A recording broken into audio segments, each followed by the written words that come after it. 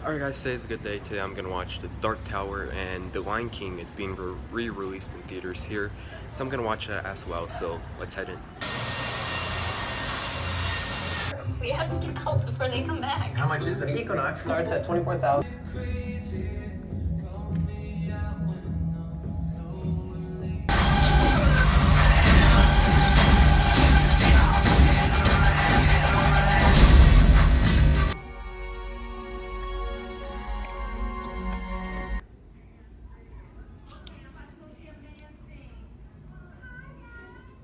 And last but not least, I got to end my night by watching The Lion King in theaters. Alright guys, so last night I had quite a fun night at the movies. I checked out both Dark Tower, which I'm about to review this movie right now, and this movie I've seen in my childhood so many times, and I just had to take the chance to see it in theaters. The Lion King, which got re-released to select AMC theaters, so if you have a chance, definitely check it out on the big screen. It's so good in theaters. But of course, we're going to review Dark Tower today, so let's move on. So The Dark Tower is based off many different novels which were written by Stephen King, which I'd never read before. So in this movie we have Matthew McConaughey, who is the Man in Black, and basically he wants to knock over the Dark Tower, and the only way to knock down the Dark Tower is by getting many different kids to basically knock it down with their mind, because all these kids have been having all these dreams with the Dark Tower and everything, so they're kind of familiar with it by their dreams. And Matthew McConaughey basically finds out that the main kid in this movie, Jake, has been having that dream about the Dark Tower, so he finds out that he could possibly be the kid to knock down the Dark Tower. And Jake decides to join Idris Elba, who is the gunslinger who is trying to get revenge to the Man in Black because he killed his father. When I first read about the Dark Tower and that they were making this into a movie, I was never really sold onto the premise about this movie. And then all these delays kept on happening, and I'm like, yeah, it's definitely going to be terrible, and I'm not going to see this movie. Then we got the first trailer about 3 months ago, and I was actually kind of impressed with that first trailer, I guess because I had my expectations so low. I actually kind of liked what the trailer was about, how we have the gunslinger, and he has all these unique gun tricks and all that, so I was kind of interested to see this movie after watching that trailer. I think they got some perfect casting here for the Men in Black and the gunslinger, of course, Matthew McConaughey and Idris Elba, and the kid named Jake, who's played by Tom Taylor. I think he does a really good job. Now, the way that the story is kind of told, it's not really taken to its full advantage, because I feel like they could do so much with this story that they didn't really do. They could do so much with these characters that they really never either did. I mean, don't get me wrong, the story is actually kind of told well, and it's really easy to follow, but they just don't take advantage to what the actual source material is. I mean, the villain, we never really find out why he wants to take over the Dark Tower and why he wants Knocked Down to take over the world. They never really get into detail about that.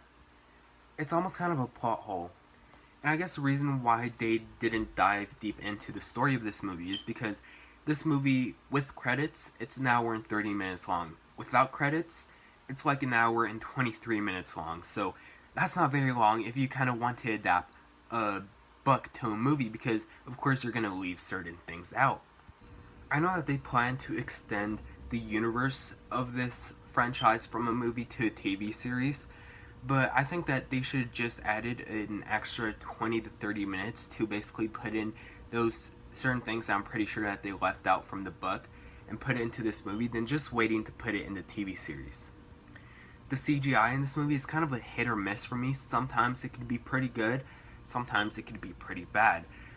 Some of the creature designs for this movie, like for example, one of the creatures actually reminded me of a creature that was in that god-awful Resident Evil The Final Chapter movie, which, by the way, it's the worst movie I've seen this year. I didn't see it in theaters, so I saw it here at home. That's why I didn't review it.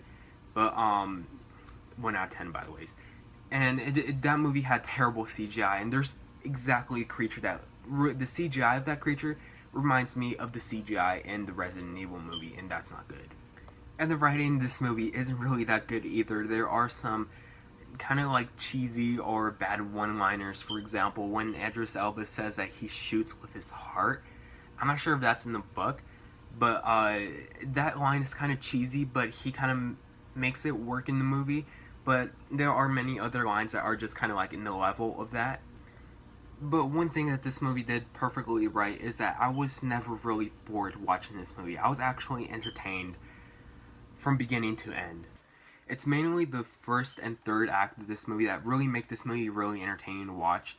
The second act of this movie, it sometimes gets slow and it starts to have its pacing issues, but the pacing in the first and third act, it's perfect. It just goes by fast. I mean, not only because the movie is short, but it just does go by fast.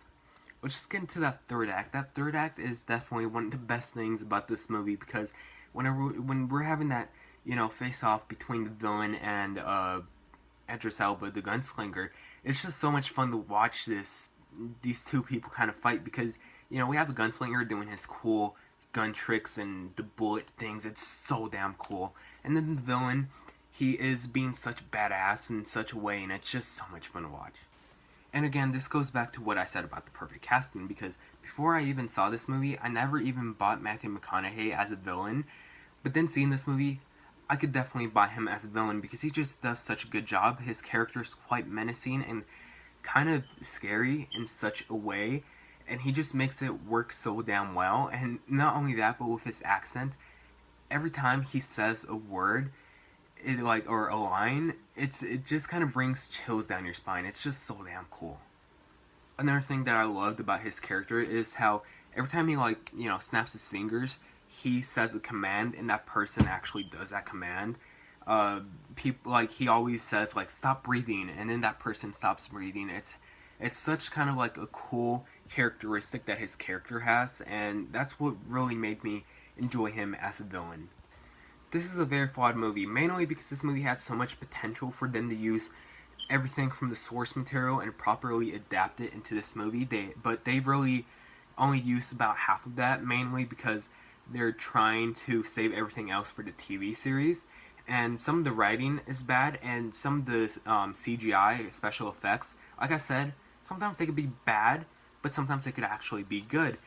And aside from that, we never really get the character motivation of the villain, why he's doing all this. And I know I said I liked the third act, but there were certain points in the third act where the movie actually kind of felt rushed, mainly because they were trying to finish this movie and make it under an hour and 30 minutes.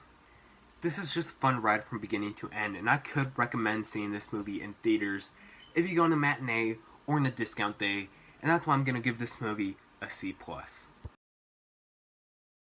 I just don't think it really deserves all the negative things that this movie is getting, because I do think that, yeah, this is a very flawed movie, but again, it's actually trying to kind of build a universe mainly off that TV series. But if they do decide to make a sequel, which I'm not sure if they will, because they're going to be doing a TV series, I'm definitely going to see the sequel, and I'm definitely now interested to watch a TV series. So I'm actually really interested to see what they could do with more of this universe. I'm going to use the term popcorn film for this movie, because this is a movie that I will buy on Blu-ray to watch on a rainy day or something, because that's how entertaining this movie is. Anyways, guys, if you guys seen this movie, please let me know what you guys thought about it. As always, thank you so much for watching, and I'll see you guys later.